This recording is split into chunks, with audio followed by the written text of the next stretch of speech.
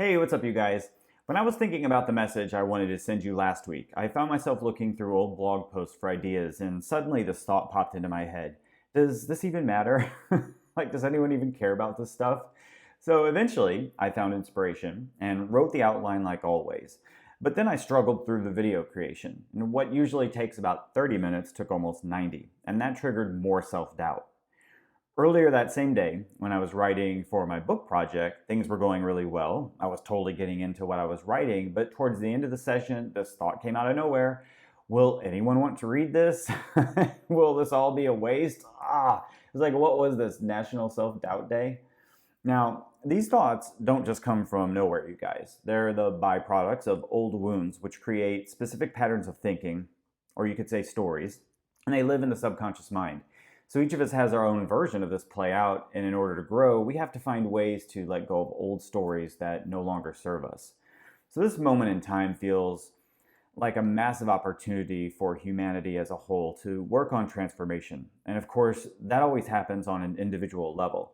And luckily, I've been surrounded by plenty of guides who've shown me ways that we can transform so that eventually we're no longer burdened by limiting beliefs we carry around. And any negative emotion is the signal to pay attention because an old pattern of thinking has been activated.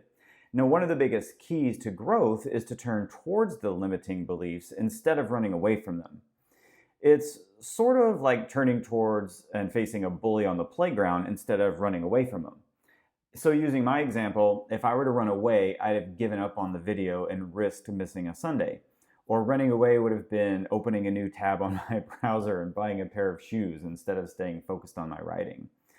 Instead, I did two things: to face the bully, quiet self-doubt, remain productive, and improve my mood.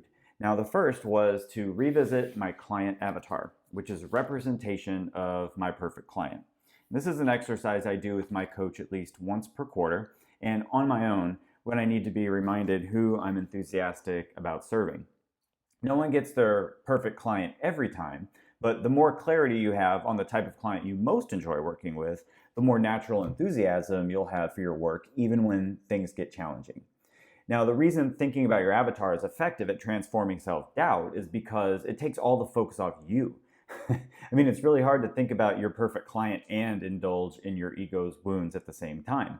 So if you've never heard about a client avatar, then you can get a copy of the Perfect Client worksheet by hitting the link in the description below.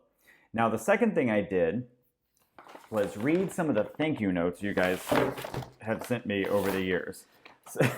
So if you've ever written me to share a success story or express gratitude in any way, I've kept your note. I have many envelopes just like this.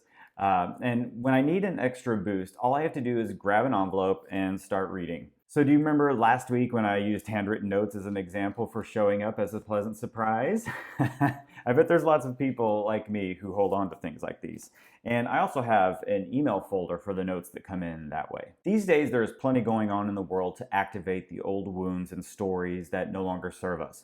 Yours may not be self-doubt, but we're all working to transform some part of ourselves for the better. And I believe the more open we allow ourselves to be, the faster we'll all drop the baggage that weighs us down and get about doing really great work in the world. And I can't think of a better time for us all to help each other go do great work. And here's the best part of the story. The message I doubted last week, I got an email right after it was sent about how it had a big positive impact on someone who was having a really rough few days. And it was a wonderful reminder that self-doubt doesn't just hurt us, it can hurt the people that we're meant to serve. So what things do you guys do to face those bullying thoughts and banish self-doubt? Before you go, scroll down, leave a comment, keep the conversation going, and grab your copy of the Avatar worksheet if you need one. Well, you guys, thanks as always for watching. Be sure to reach out to me if you need some extra help lifting up your mood. My name is Jason Edwards, and let's go think bigger this week.